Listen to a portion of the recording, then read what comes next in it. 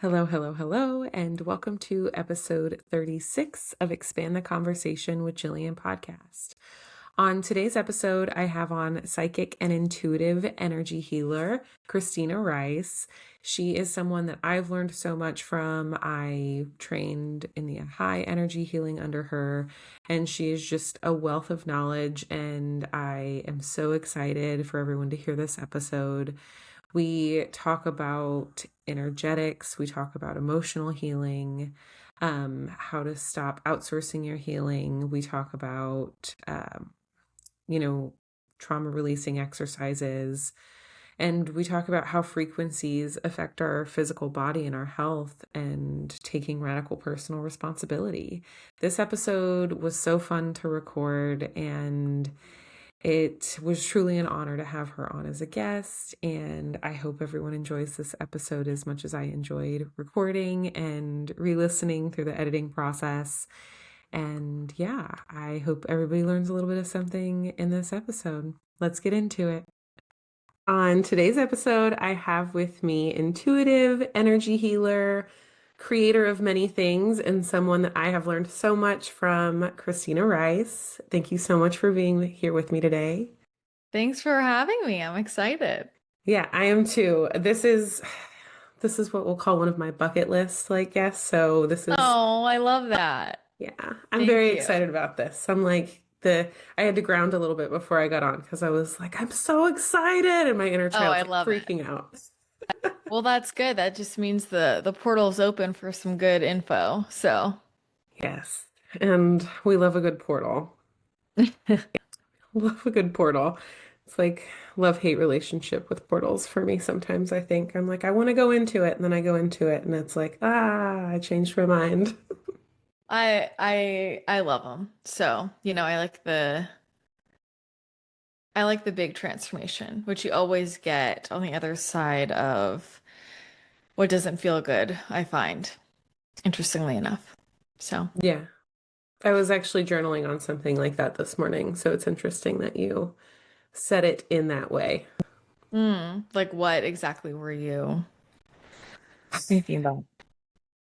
For me, it was just as things are changing and just in life in general, how sometimes this negative feeling, and I say negative as a general term, it's like right on the other side is where you find your empowerment. It's where you find your deepest happiness almost. It's like, oh, wow, I did that. But the process of being in the mud of it, I think sometimes just the way that I'm built and the way I was raised, I get so analytical about things that I will like dive deeper into the mud instead of like going, oh, look, a branch Hmm. before. And it takes me some time to finally realize that I'm just kind of adding into the hard of it. Hmm. Yeah, that makes sense. I mean, I think there's a lot of rewiring we get to do from our childhood. I think I can relate to that. Like I'm I was always very analytical. I mean, I still am. I analyze things, but I think I've learned to analyze things in a more productive way. And um, I think for me, a lot of it has been, when I was younger, I felt afraid of a lot of like what you would call a negative emotion. And, if I paused and felt into what's the actual emotion I'm feeling, there's a lot of fear. And when I started to go into but what I'm actually afraid of, and I started to like use the practice of just actually kind of dissolving what feeling by going deeper and deeper into it. And I think a lot of facing the fear around it, I feel like I can transmute a lot of emotions, and like I have just found the deeper I go into my emotions, the more I'm able to actually perceive things from the lens of like, well, how do I want to choose to see this? You know?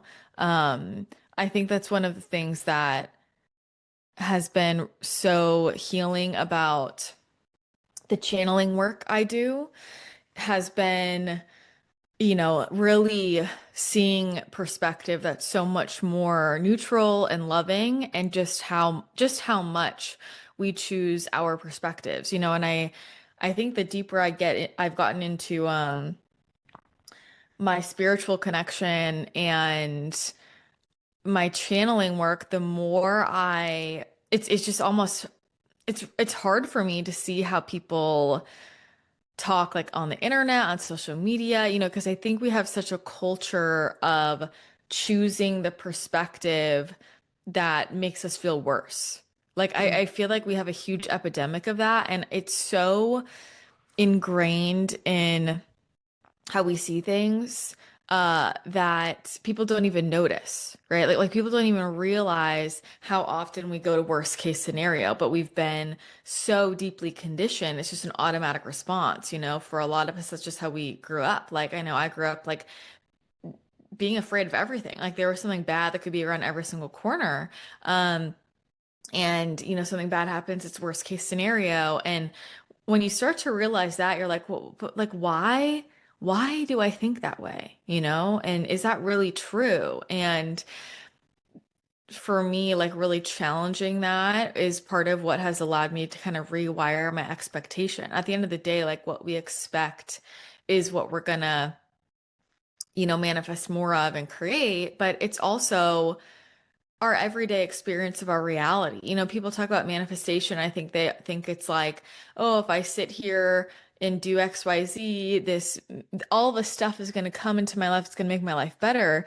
And that can happen. But the real reality shift is you're in the exact same room in your house, same life situation, but you're perceiving everything else so differently because you changed your belief about it, And I know for myself, like I think about how I perceived my body and my health, like before my health issues and after my health issues. And after going through like really intense chronic illness, being on a really deep journey with my body, it healed so much for me, where I think about when I was younger and how much harder I was on myself, and how my health issues taught me to love my body so deeply. And so now all of that is just healed, like like my health issues really healed my relationship with my body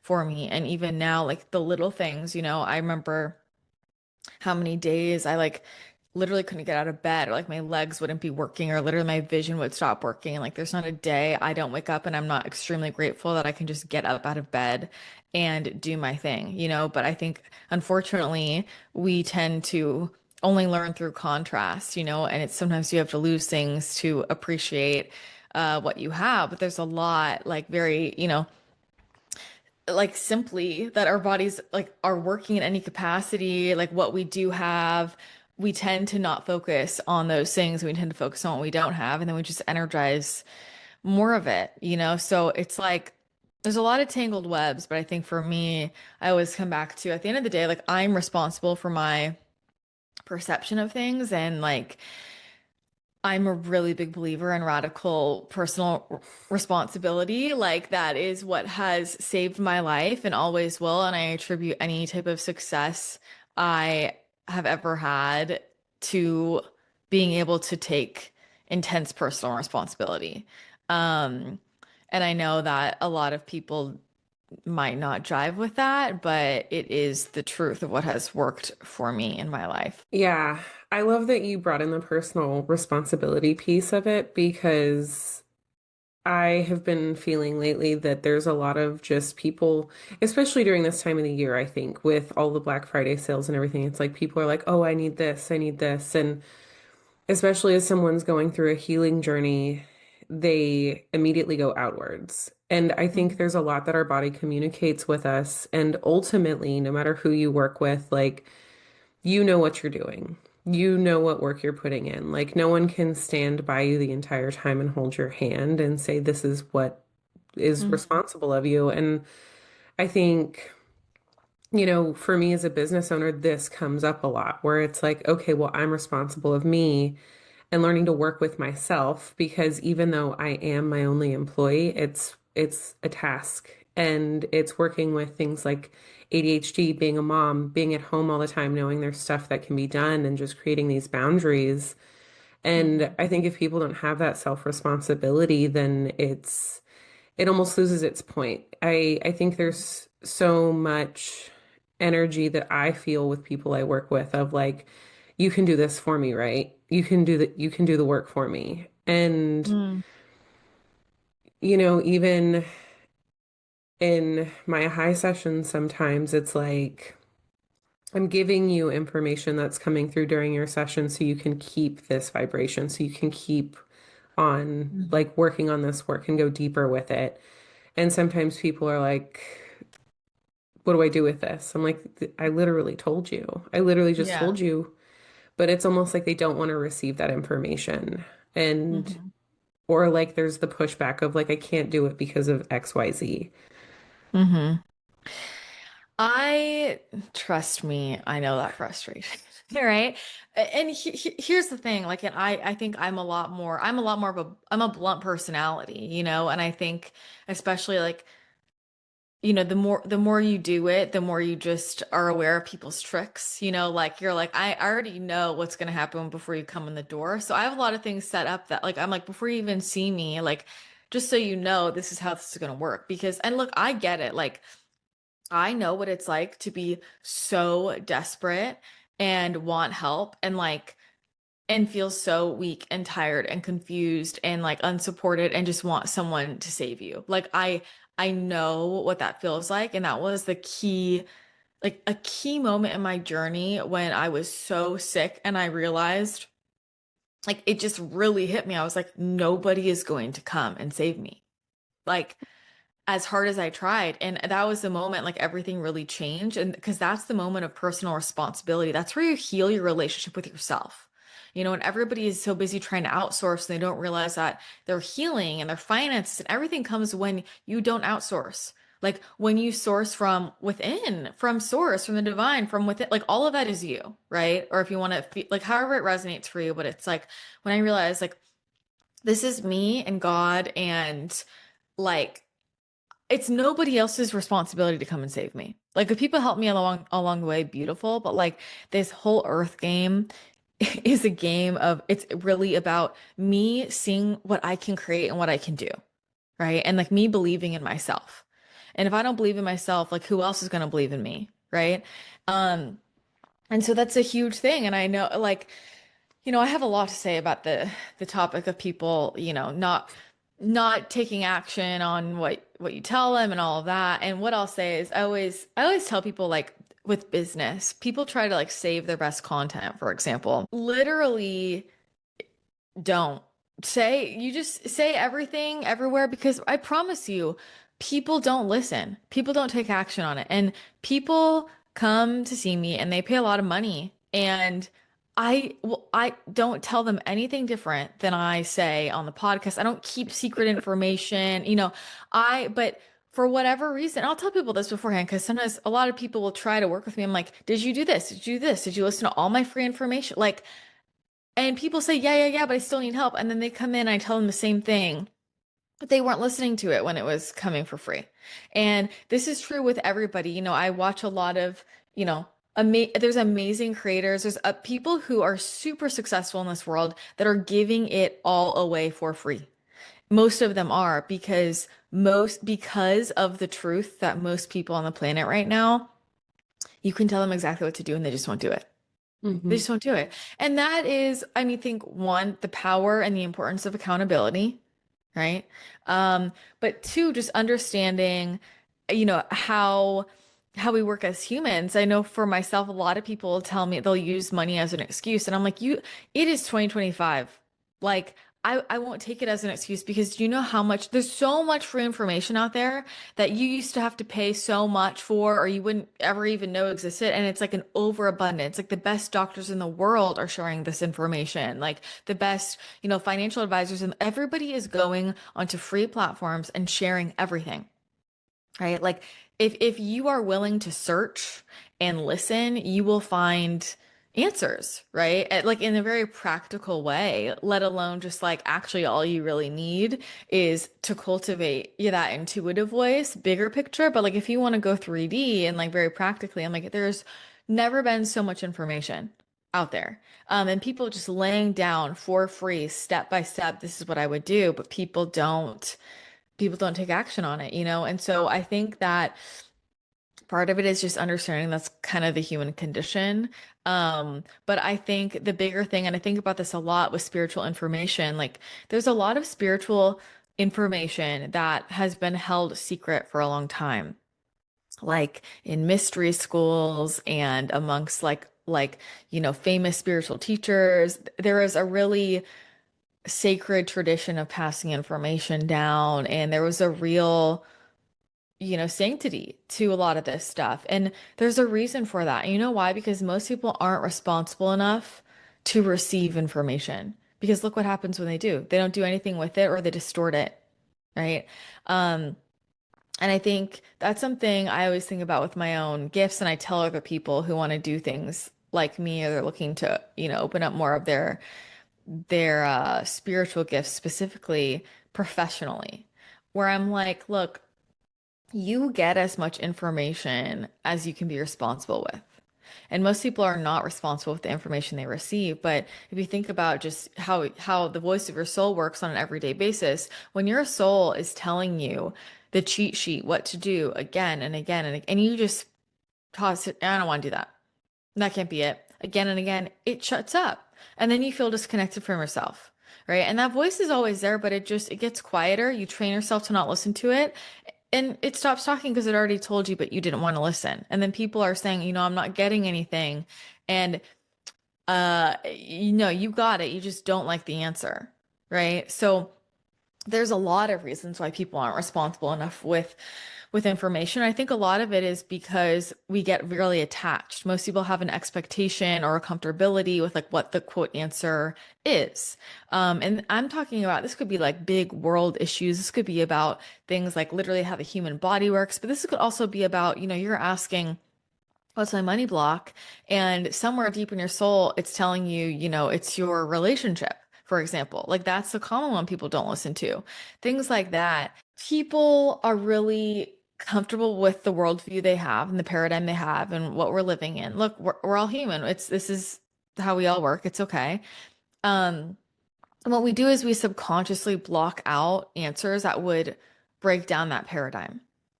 One of the reasons why the last 5 years has been so hard for people, because people are either waking up big time to like a lot of dynamics in the world, or they're in massive resistance to it and like fighting the fight to hold on to their old worldviews.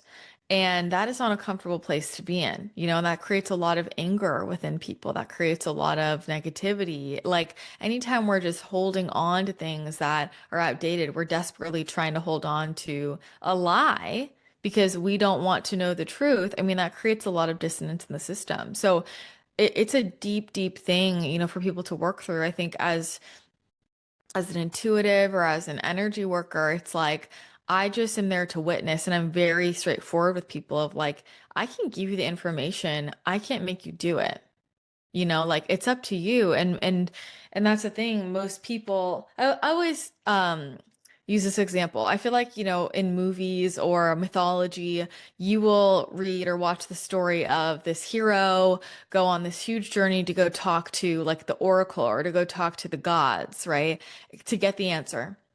And they make this huge journey because they need to know the truth, and they get there.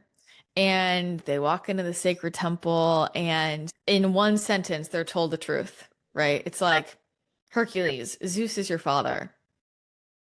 One sentence. There's not an hour of coaching you through it. There is not all this explanation. It's just like literally one sentence. This is it. Go take it and run with it. And that hero is like, whoa. And that was all they needed. But people in 2025 and previously, they come and they want, you know, cited sources, and they want to be coached through it, and they want an explanation for everything. And there's nothing wrong with those things inherently, but it's like whatever you actually want, go to the right person. There's a lot of people that come to see me, and I'm like, look, this is my scope. Like I can give you these answers based on what I'm reading as an intuitive and as an energy worker. Like this is how it's flowing. Like, but I'm not a therapist, right? And so and I'm not a life coach. So like if you are looking to be coached through accountability with these things, I would recommend working with a life coach. And if you're looking to like heal some of this stuff in this type of way, like I would really recommend finding a great therapist that you resonate with, right? It's just like understanding what we actually are looking for. And I think a lot of people go to the wrong people to get what they want. Like a lot of people, you try to use their romantic partners, for example. They try to use their romantic partners as their therapist, as their coach, as their parent, right? Like as all these roles. And that's why relationships break down. That's why they're not healthy. And like, I think that going back to the personal responsibility piece, like, um, we have to take a look at like, what am I really looking for? And sometimes that's, hey, I'm looking for someone to tell me what I want to hear. Right? That's another thing. Like, well, I'm certainly not going to go to a psychic to be told what I want to hear. Like who am I gonna, maybe go to your BFF. They might tell you exactly what you want to hear. Like, think about what you really are looking for, and that's going to clue you into why you're getting the answers or the lack of answers, whatever's happening in your reality. But I think most people don't even know what they're actually looking for, right? And then we have to look at what's our resistance to it. Like why we want to change, but we don't want to make a change. And something I always have to like really be direct with myself about is I'm like, Christina, if you're wanting a big shift, what are you doing that's radically different in your life?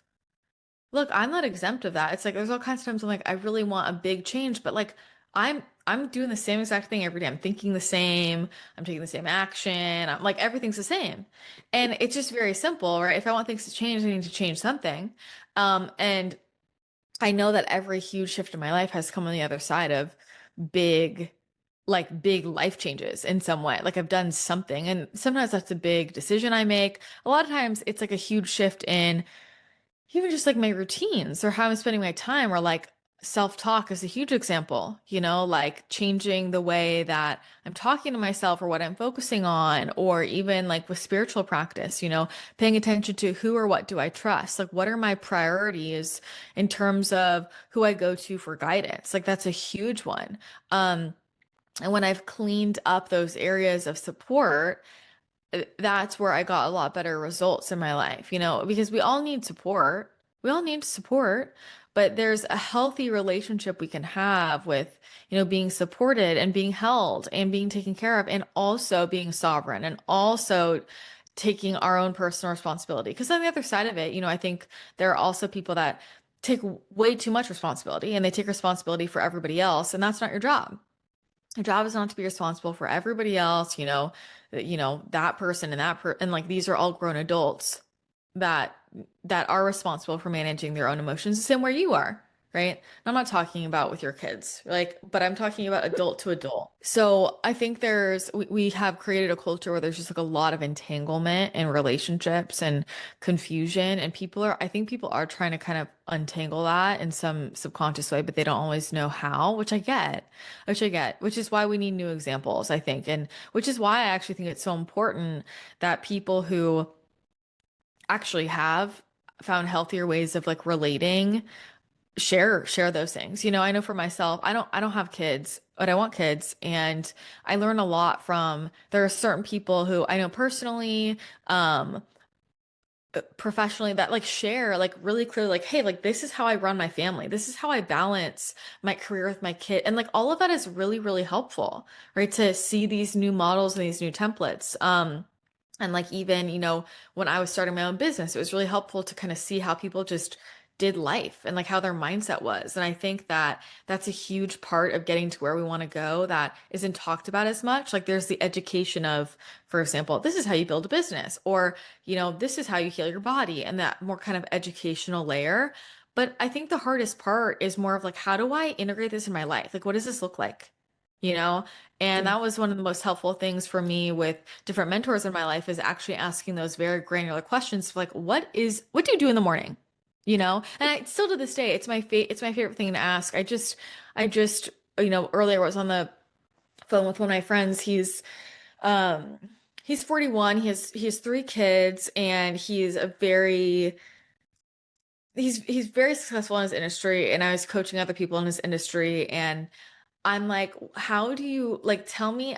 ever. Like, what is your morning routine? What is your nighttime routine? Because he reads a ton of books and he meditates and he does he plays, a lot of sport. And I'm like, how do you manage all that? And that's just one example. I ask everybody I know who I actually see like living out um healthier ways of kind of balancing things and who actually have positive mindsets. Like, you don't just take advice from anybody. You take advice from people that you actually can tell like they're truly happy and they have healthy relationships. And everybody does it differently, but I think that's the stuff that like makes a huge difference. Like when it comes to healing, for example, I mean, there's everybody wants to talk about this, but I was like, how do you balance all of this with just life, Or like, and I think that was one of the hardest questions. And when I started to like figure that part out, I could integrate it into my life. The funny thing is, earlier in my health journey, like I think a lot of the things that I do to take care of myself, my wellness, it was a full-time job. It was a full-time job. And now I do a lot of the same things. Like it's not that different, even though like I'm very healthy. Like I do a lot of the same things, but somehow I just learned how to cut it all down where it's more of just on the like, it's things in my life, but it's not the center of my life as it once was. And I think a lot of that was kind of just learning how to integrate things into my life in a more realistic way. So, I have a lot to say about all of that, but I'll shut up.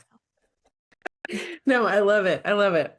Um, yeah, it's interesting. So I had reflected to you previously about how in your membership, the cord cutting um meditation, like I was doing that regularly as I was ending a relationship. And it was possibly one of the hardest things I had gone through because when you talk about like transmuting the emotions or processing them, I can do that like 1,000 times for myself.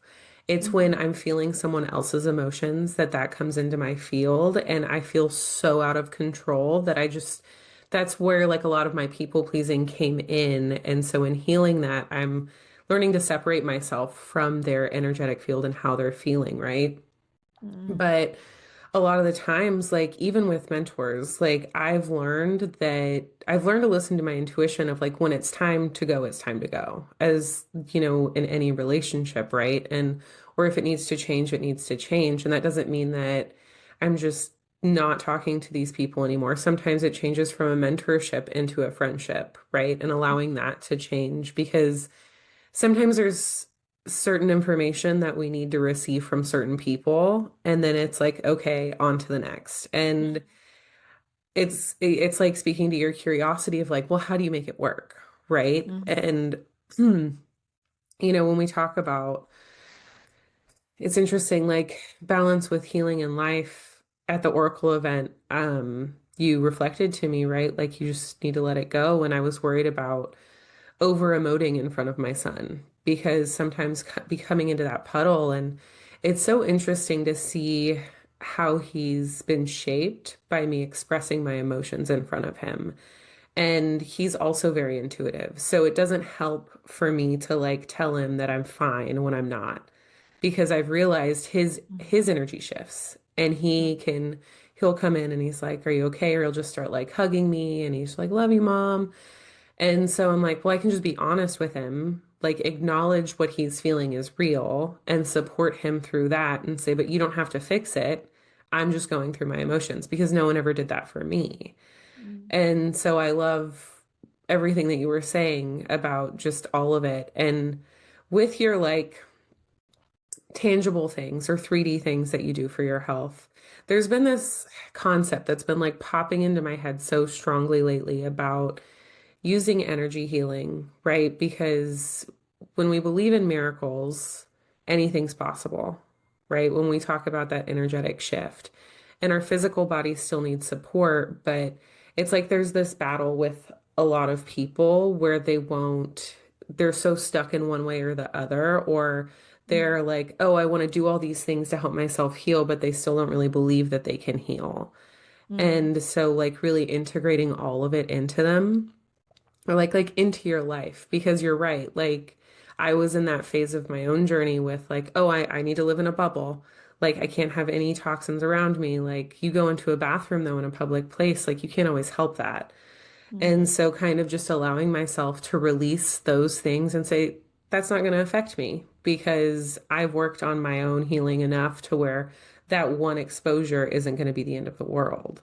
Mm-hmm. Um, yeah, so I love everything you were saying about that. But when it comes to healing, can you kind of explain how, when we look at it energetically, and then we also look at the physical things that we need to do, how people can kind of merge those together?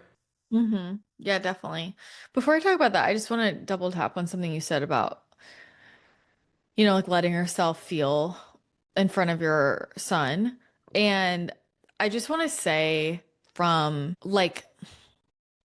an energetic perspective, when we look at the development of this habit that a lot of us have, like I know I had it, right? Like it's like very common for feel what it's like, how did I become this person that always collapses other people's field into my own? Or like Mm. I'm feeling everybody's stuff so intensely.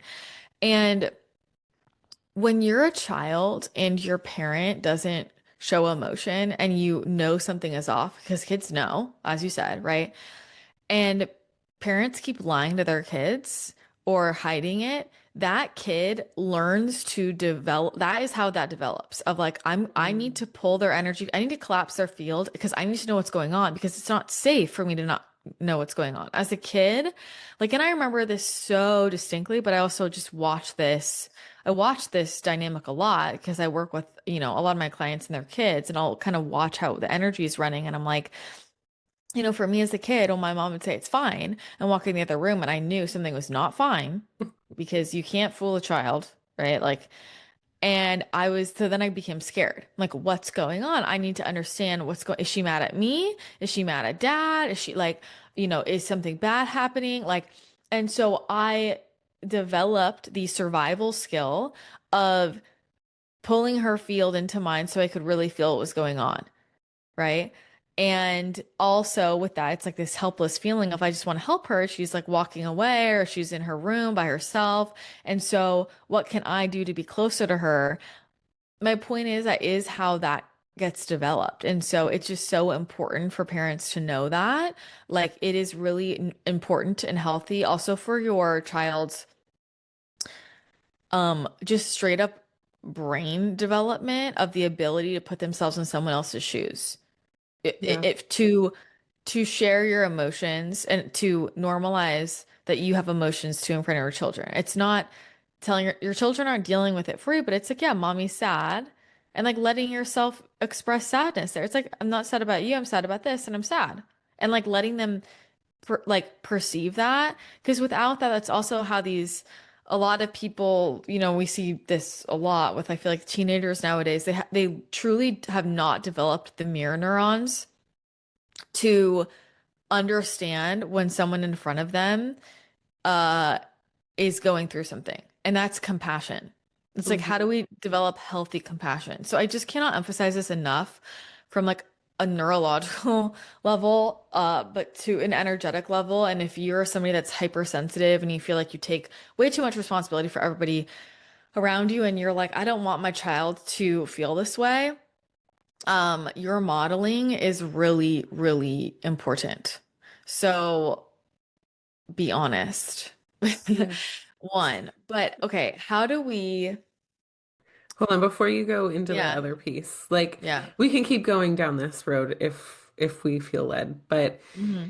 it's so I realized that. Like, that's so Hmm. true. And I've also realized that I can create my own boundaries in what I share, Hmm. right? Because for me, how my brain works is like, I think about it and then I'm like, okay, but I don't want to overshare, or I don't want him to feel like it's his responsibility to fix it, right? So, and I'm sure some parents feel that way too. So I can tell him, I'm upset because of this.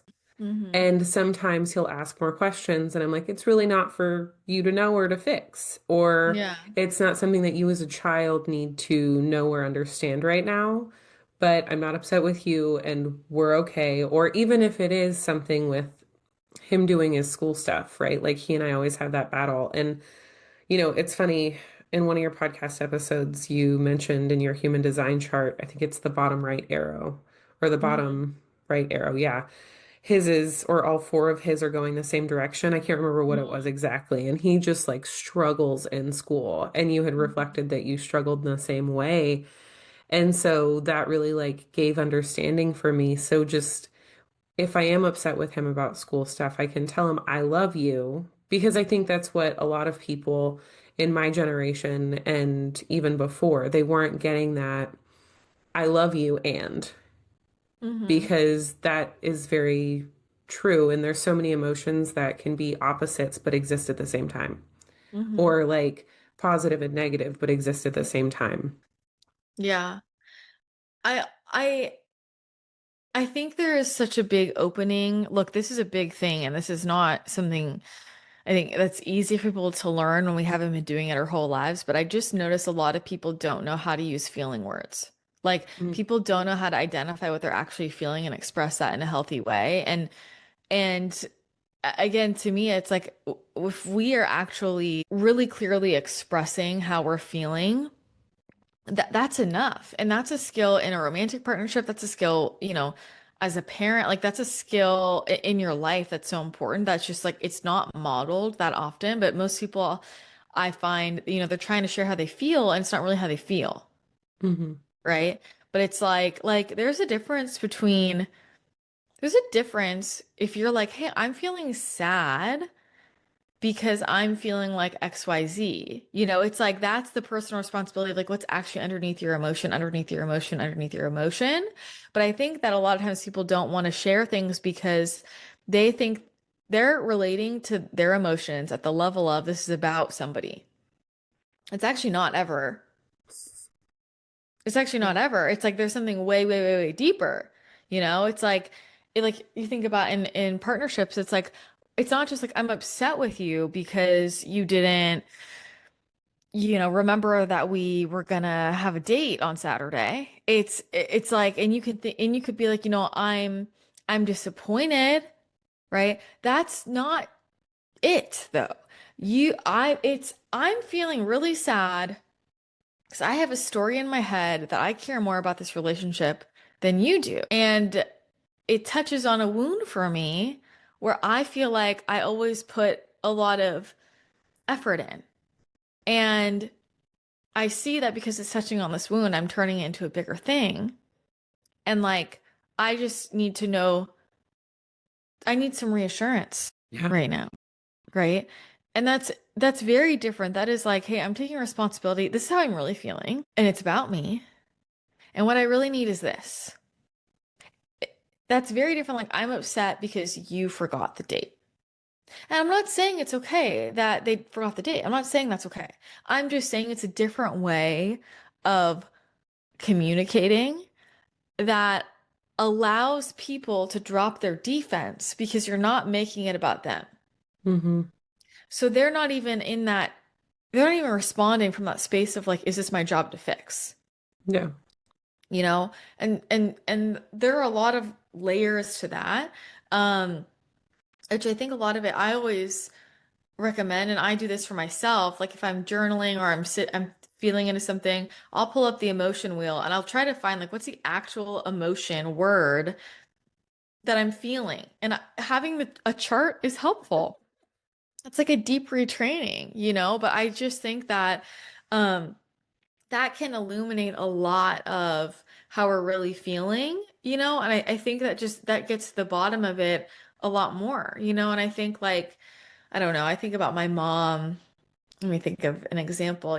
Like times my mom was frustrated with me. Like, was she really frustrated with my action? Like, yeah, but what was underneath that? Like she actually felt something um that was related to a story she had about herself as a mom or our relationship. And again, like I don't think, we have to say every little part of our journal to everybody around us. Absolutely not. But I think that we can be really like succinct with language and obviously meet people where they're at. And obviously depending on, For children, depending on their age, it's going to be a different conversation, of course. But I do think that people in general, like children, adults, people respond really well when they can feel true honesty and communication, like just openness, not affront. And when things just even subtly feel vibrationally like untrue, or like I can feel like you're resenting me behind that, or I can feel like you're holding something back. And then that's creating a story in my head that like it's about me and I'm the problem. Like, because that's what people do. When we hold things back because we want to hold it back for whatever reason, other people will start to create a story about what that means. And it's Mm. usually wrong, Yeah. right? It's usually wrong. Like if my mom had told me, like, oh, it's not about you, then I wouldn't have lived in that story and I wouldn't have needed to collapse her energy field into mine to know that I was okay, right? Yeah. So I just think it's something helpful to like noodle on, um, and just start to pay attention to within ourselves, because I don't know that I think it's extremely uncommon for people to really be like correct about the underlying emotion they're actually feeling. And I'm not exempt from that. Like that's why again I'm like I need to sit with it and use my emotion wheel. Yeah. It's a great tool. Yeah. Well, and it's funny because as you were talking about it, I think it's so common that people aren't even honest with themselves about how they feel, right? Mhm. Like, and we can go back to like the relationship piece. You talk about a relationship being a money block, and people don't want to hear that because what does that mean about them in the relationship?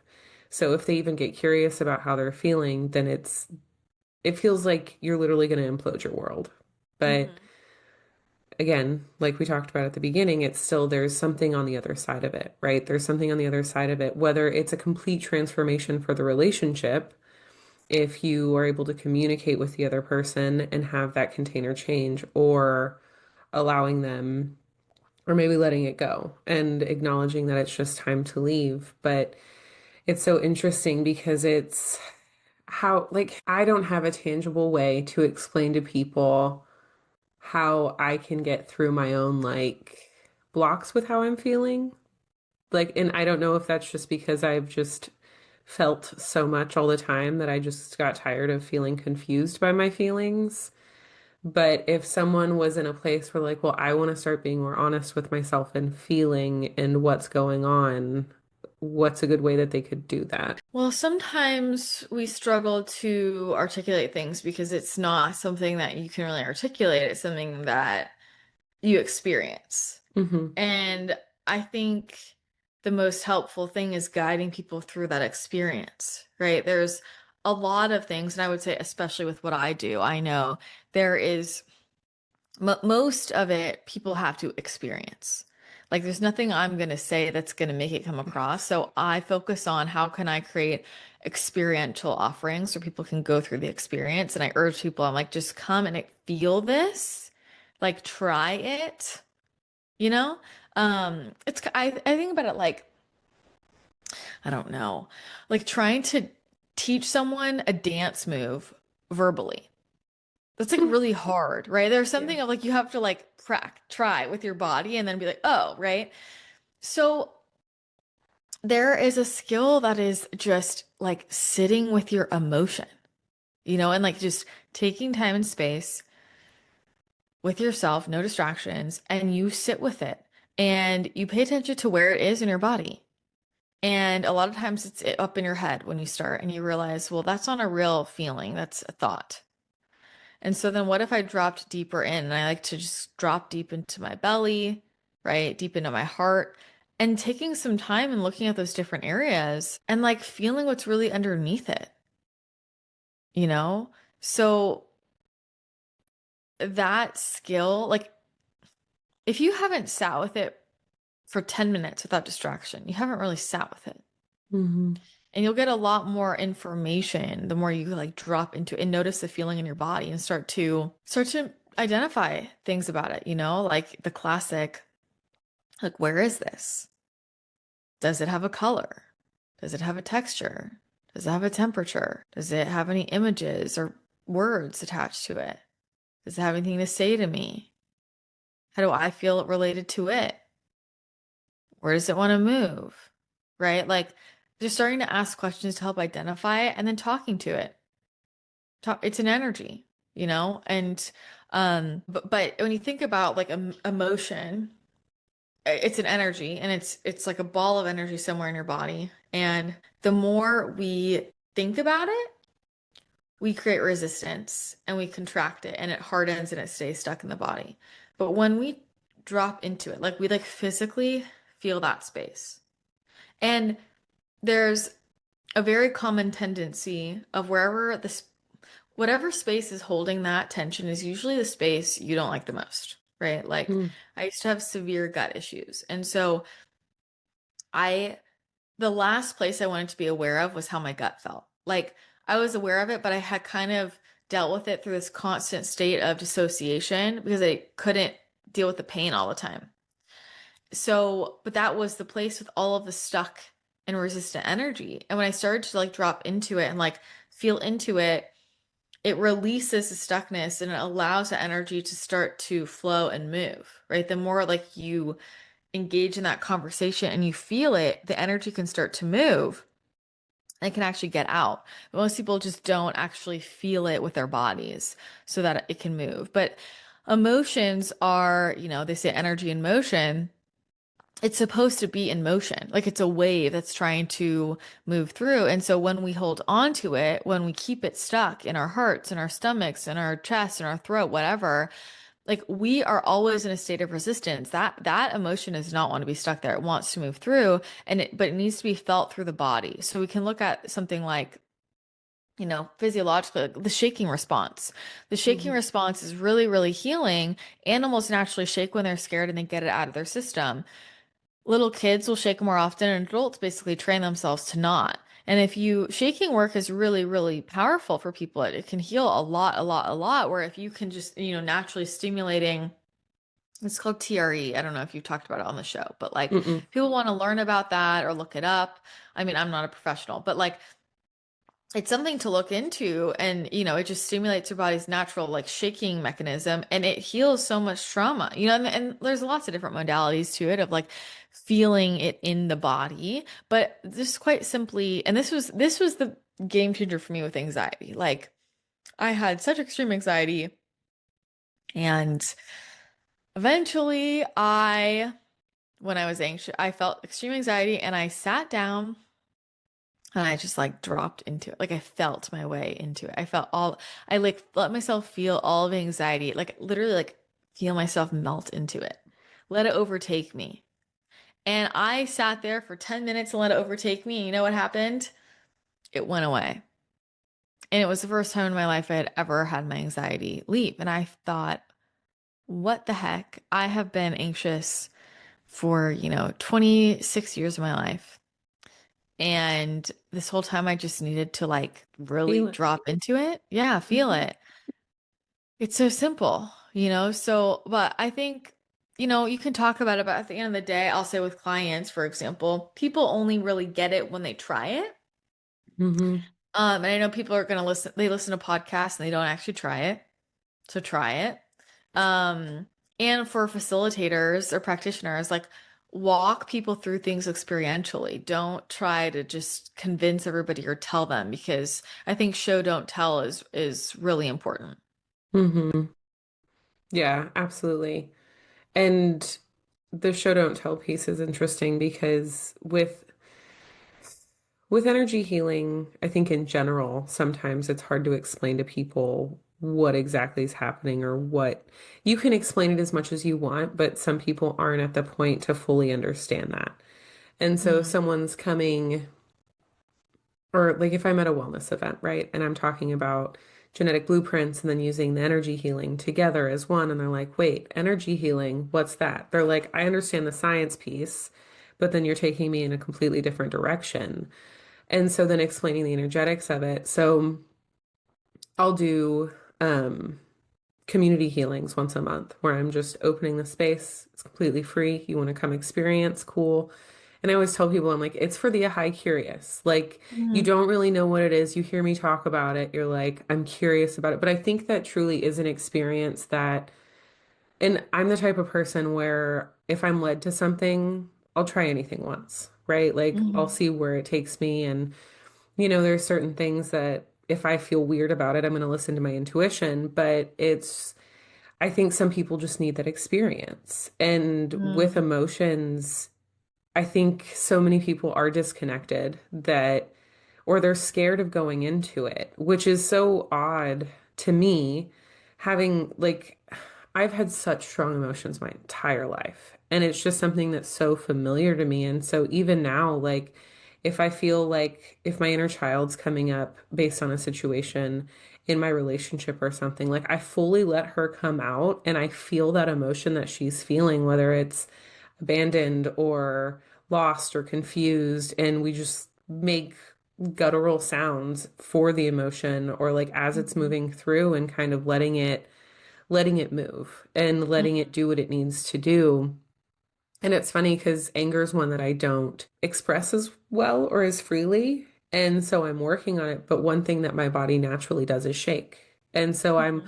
I'm just allowing the shaking to happen when I'm frustrated, upset, like just letting the shaking happen and not judging it or like making it mean something. I mean, shaking, if you have that, like naturally, don't ever lose that, because that it's like most people condition themselves out of it. I think, dancing is such a great way for people to move energy out of their body. I think, I totally understand that people have this experience of like people not getting the energy stuff. I just have a really different perspective of it, and I have a really different experience with it. Like, I've never talked to somebody who didn't know what it was and then had the experience where they're like, I still don't get it. Like, I've literally never had that. Um, and I think what's so funny about it is, I think what's so funny about it is people are so disconnected that I'm like, you realize that there are so many cultures and like ancient societies where like energy work and movement and working with the earth, like that is how we were built. Like that's natural healing. And if they came over here and they were like, you just like stick yourself with a needle or you're scanning your body because you can't figure out what emotion you have, like they would think we're crazy, Hmm. you know? So I just think it's so funny how it's so backwards. I think that this is the thing. To say that science and energy work are opposite side of the spectrum, it is factually untrue and like just truly makes no logical sense. Um, because energy is science, right? So like I mean I got into this because I was really into quantum physics. It started with I was really into the neuroscience of healing in the brain, and then I started learning more about quantum physics, which is something that some scientists are really understanding in bigger ways. And there's a huge kind of battle in that community because there are a lot of scientists that have real science explaining a lot of this stuff, and it's basically just right on top of what we talk about in spirituality. There are other people in the scientific community that are saying that quantum physics doesn't make sense because they don't want to validate energy. But here's the thing. I mean, I learned in, I don't know, second freaking grade, that my desk in front of me was not actually a hard desk in front of me. It was a ton of really, really small molecules, like vibrating really, really fast. And somehow, based on how densely they are packed together, how many of them there are, I'm experiencing it as a hard desk. Like, do we not learn that in second grade? Yeah. So if you if you buy into that, if you believe that, then you do understand everything is energy. Everything is vibrating energy. That is like, what do you think makes up all of this? The only other thing I would um go along with is essentially the the theory that everything in front of us is just a reality that our eyes and mind collapse and none of it's actually even there. Like that's the only thing that even scientifically holds up. Okay. But if we're going to go with the vibrating molecule thing, okay, so everything is energy. It's just that simple. So every organ in my body, like anything hard, What's happening? We all know it's all just made of, we learned about this. We learned about electrons and protons and molecule, like all of that. Okay. Same, it's the exact same thing. Okay. So when I have a sound wave, we can measure sound waves, right? When there's color, we can measure that. That's why there's a frequency scale. So we understand that if something is red, it's at this frequency. We can measure everything in frequency and energy, color, sound. We can measure the frequency of food. We can measure if we can measure everything in frequency, it just logically doesn't make sense that you think that things aren't like it doesn't make any sense. That's Yeah. why we measure it in hertz. Okay. And so we can equate every single thing to a measure of energy. That's what we have plenty of mainstream science that does that. That's just like, I mean, did we not all learn, the color spectrum when you're in like third grade? Okay. Yeah. So my body is included in that. My body's not separate. Okay. And so when there is sickness in the body or dis-ease, the energy in the body is vibrating in a different measurement than when it's healthy. Mm-hmm. It's that simple. Okay. And so the way that we can adjust that sickness, and let's say something physical, there are lots of different healing methods. So the thing is that if you understand everything is energy, the way I just explained, me putting, let's say I have a burn and I put a soothing ointment on my burn. Me playing binaural beats next to it, there's still a sound wave that's measurable, the same way I could measure the healing balm, right? Or me putting a color on top of it, that's measurable. It's all just energy. And so it actually can all affect my burn in the same way. We have studies now that are showing that some of the most effective cancer treatment is energy work. Like we Mm-hmm. have regular good old 3D studies. Is energy or is sound healing? Like they're testing all these things. So I mean I could go into it, but everything is energy in your body. And when something is in a lower frequency state or a state of dis-ease, like there's a measurable difference in the energy of your body there. And we have all kinds of things, whether it's, what people call physical versus energetic. Things that are physical are energetic. It's no different, Mm-hmm. right? So these are all just ways to move the energy in the system. And so whether that's a supplement or a song to listen to or a color or movement to engage in or a visualization, like that's all affecting your field in the same way if you looked at it through energy, right? So I say that because one of my gifts is my clairvoyant. So the way I was born is I see everything in energy. So, and that's the thing that I want people to understand. It's like, it's, I can see the sound wave the same way I can see the color of her hair. Mm-hmm. But for whatever reason, people are thinking that the sound that they can hear is just some invisible thing that's not real. Then how can you hear it? Like we can measure all of it. It's the exact same. Um, the way that eating a food affects your body, well, the content that you're listening to, that's a frequency. When people are saying really negative stuff, it's really negative vibration. That's the same thing as consuming old moldy food and eating in your body. It's exact same. It looks the same. Mm-hmm. To a clairvoyant, it looks the exact same. Um, and your body processes it all the same because your body just processes energy, Yeah. right? So it evens the playing field. This is why a lot of people are still struggling because they are trying to solve problems that they perceive they have in a certain area of their life only with things that they can see in the 3D that are related to that area of their life, right? So, for example, with physical healing, I spent a long time just trying to be so perfect about my diet and my supplements and, medic things like that. Um, and that for me, and for some people, that's enough to move the energy because it's vibrational and resonant and that works, right? And other people, like someone like me, got me nowhere. Mm-hmm. And it wasn't until I started to understand there were a lot of other things I was energetically consuming and attuning to constantly that were keeping me sick, once I realized that, then I got better. Then I got better.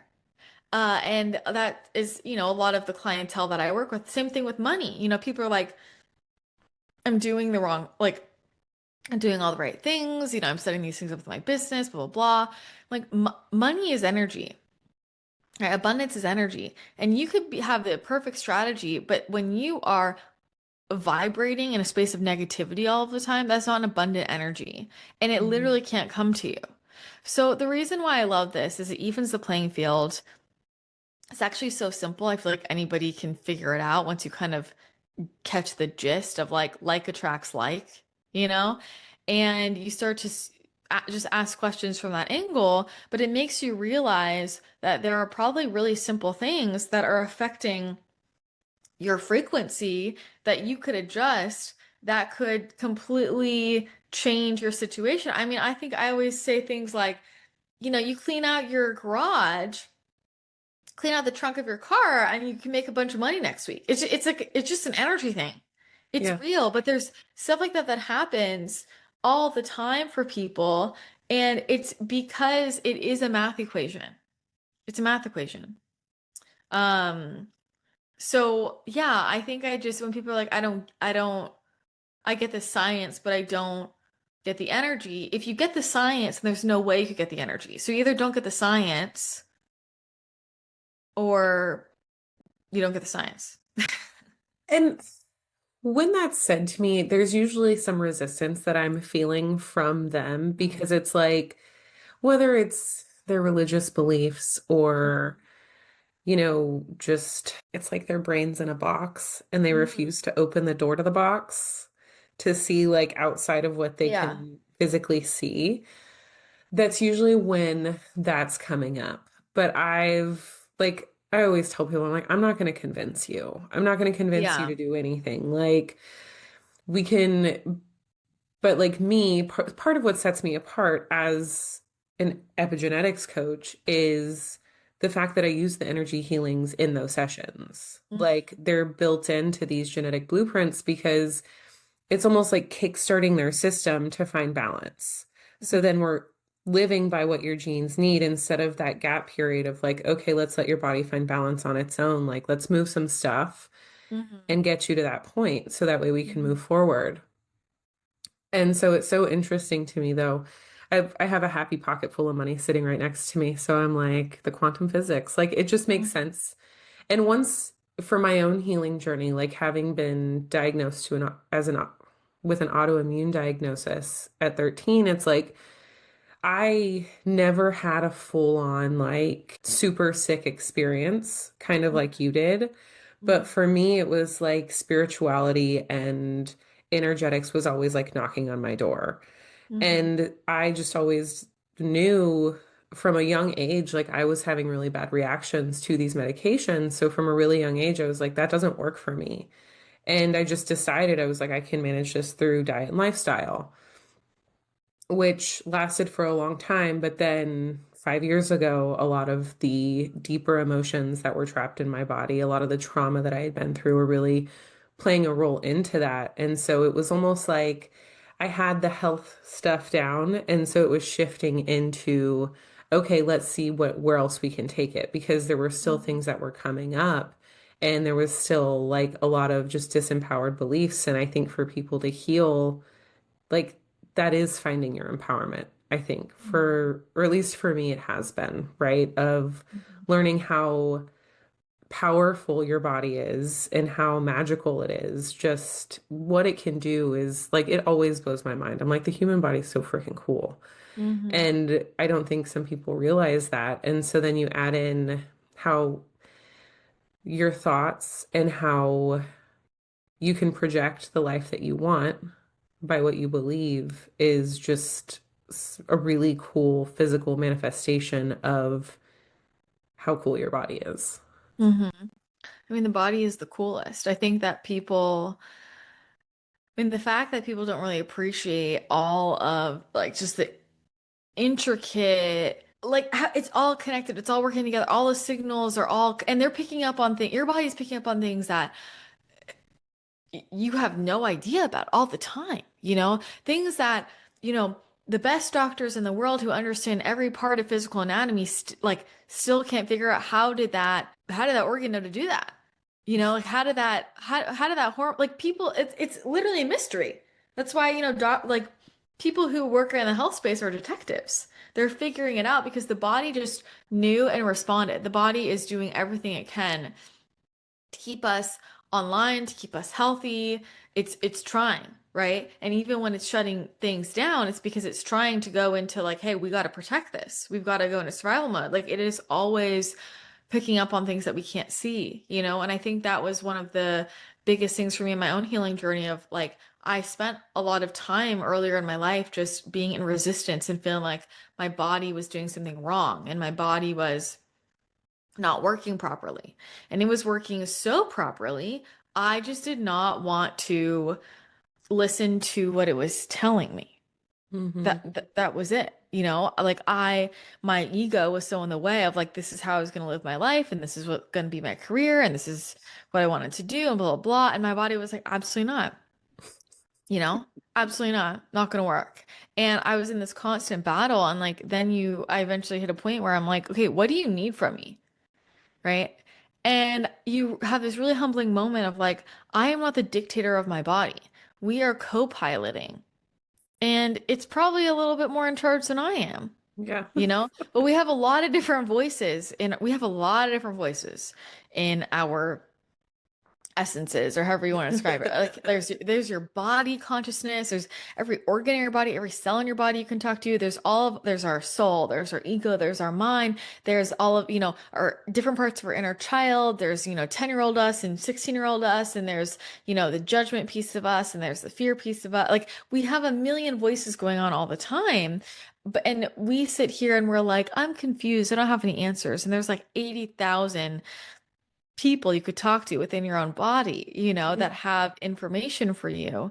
But most of us just look externally, and that usually doesn't get us the answer. I think that having that communication with your own vessel and your own body is like one of the most fortifying things for the rest of your life. I think um I'm really glad that I at an early age learned there's going to be a lot of noise around me all the time.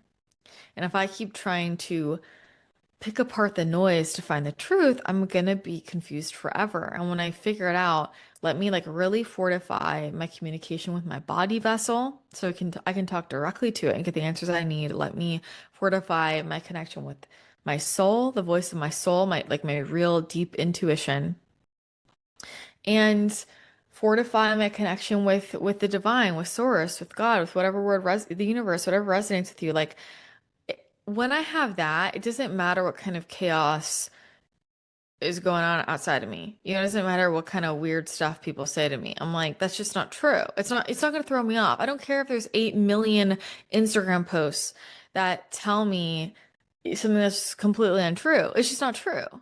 Right. And I think that we all need that kind of fortification for our bodies to feel safe. That is why most people's bodies don't feel safe. And when your body doesn't feel safe, it's stressed. Your nervous system is not okay. But I think I know a lot of people are in this constant state of nervous system dysregulation because they don't know how to discern truth. They don't have a clear, like, drop-in point of like, this is my truth, and I feel confident in it. They don't have a way to figure out what they think is reality, so they always feel dysregulated.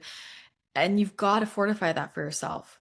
As again, like when we said this at the beginning, like you cannot outsource the truth that's in your body, and your intuition is in your body, your organs and your cells, everything you need is right there. But it's just so funny that people don't take the time to learn the language.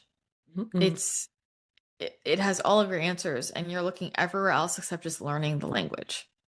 Um, and if you do that, you'll be set up forever. So I think learning that language is so key.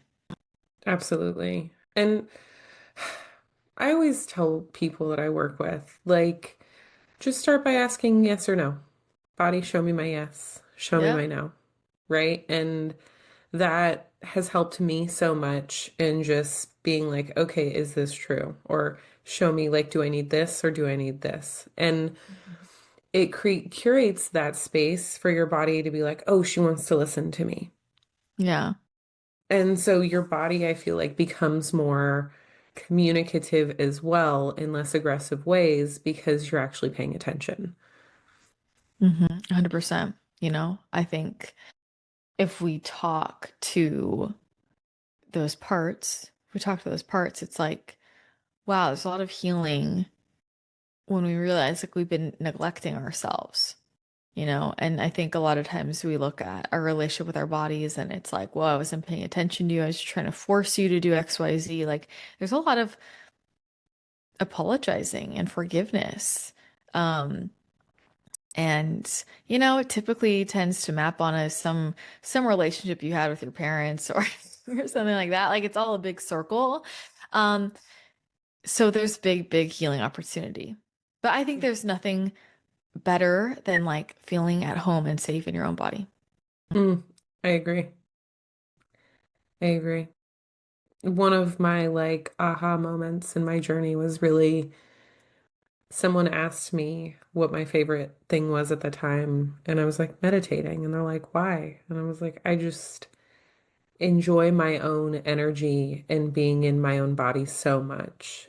And Hmm. this was like a year ago that I had this realization. And so, first 34 years of my life, or I'd say 30-ish, before I finally started dropping back into my body, just completely disconnected. And so it's Hmm. really cool to see that full circle, but then also to just feel so good and so at home within your own physical vessel and your own energetic space.